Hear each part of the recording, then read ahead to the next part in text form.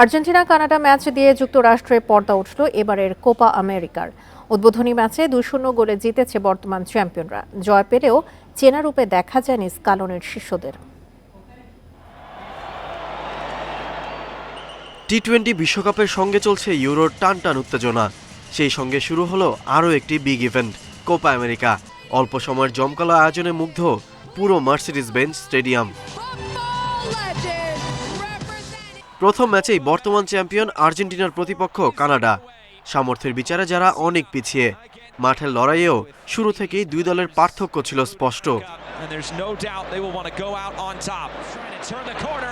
তবে সময় গড়ানোর সঙ্গে সঙ্গে বদলাতে থাকে ম্যাচের দৃশ্যপট। বল দখলে আধিপত্য দেখালেও প্রথমার্ধে চেনা রূপে দেখা যায়নি বিশ্ব চ্যাম্পিয়নদের। গোলমুখে কানাডার সমান 7টি শট নিয়েছিল স্কালোনির দল, মাত্র 2টি ছিল টার্গেটে। গোলশূন্য প্রথমার্ধের পর আক্রমণে ধার বাড়ায় আলবিসেলেস্তে। সে সুবাদে হুলিয়ান আলভারেজের লক্ষ্যভেদে 1-0 গোলে লিড পায় আকাশী নীলরা। গোলে সহায়তা করেন লিভারপুল নাম্বার 10 ম্যাকঅ্যালিস্টার।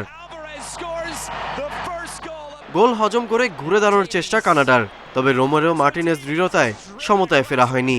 অন্যদিকে আর্জেন্টিনার হয়ে ব্যবধান বাড়ানোর সুযোগ পান দলের মূল তারকা লিওনেল মেসি, তবে 65 ও 79 মিনিটে ব্যর্থ হন তিনি। লক্ষ্যভেদ করতে না পারলেও 88 মিনিটে এলেমটেনের অ্যাসিস্টেই দ্বিতীয় গোলটি করেন লাউতারো মার্টিনেজ। আর্জেন্টিনার দ্বিতীয় ম্যাচ 26 জুন চিলির বিপক্ষে। প্রথম ম্যাচের ভুল শুধরে পরের ম্যাচেও জয় তুলে নিতে চাইবে মেসি ডি মারিয়ারা। গালিব হাসান, ইন্ডিপেন্ডেন্ট নিউজ।